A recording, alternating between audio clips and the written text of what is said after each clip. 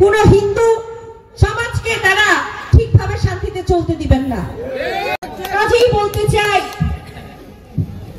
আমরা বাংলাদেশ জাতীয়তাবাদী দল ইনশাআল্লাহ ক্ষমতায় গেলে হিন্দুরা হিন্দুর মতনই চলবে, মুসলিমরা মুসলিমদের মতো, বৌদ্ধ এবং খ্রিস্টানরা তাদের নিজ নিজ ধর্ম পালন করবে, শান্তিতে থাকবে।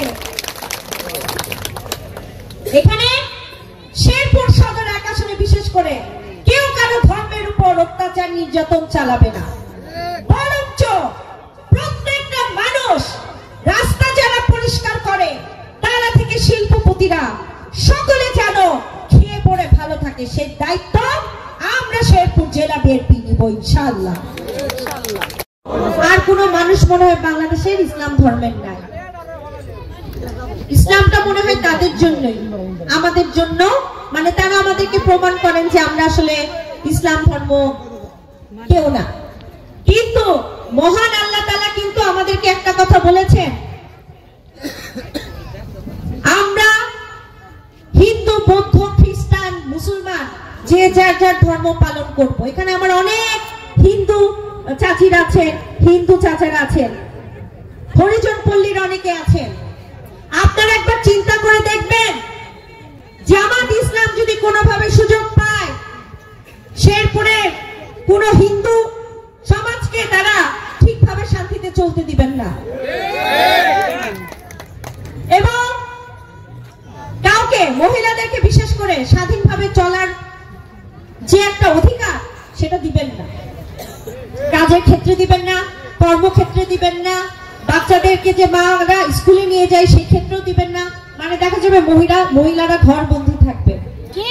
আমাদের সেই দিক থেকে বের হয়ে আসতে হবে, কারণ ইসলাম ধর্মে বলেছে মেয়েরা পড়াশোনার জন্য শুধু চীন দেশে যেতে পারে, বলেছে না?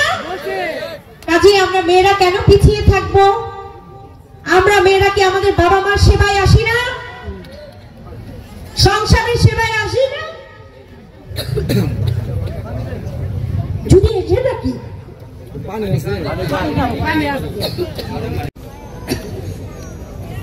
প্রিয় ভাইরা, আবার জামাত ইসলামী ভাইদেরকে বলতে চাই, আমরাও মুসলিম, আমরা আল্লাহকে ডাকি, আমরাও একই সাথে পশ্চিম দিকে সেজদায় যাই। বিশ্বাস করবেন না আমার মা খালা চাচিরা,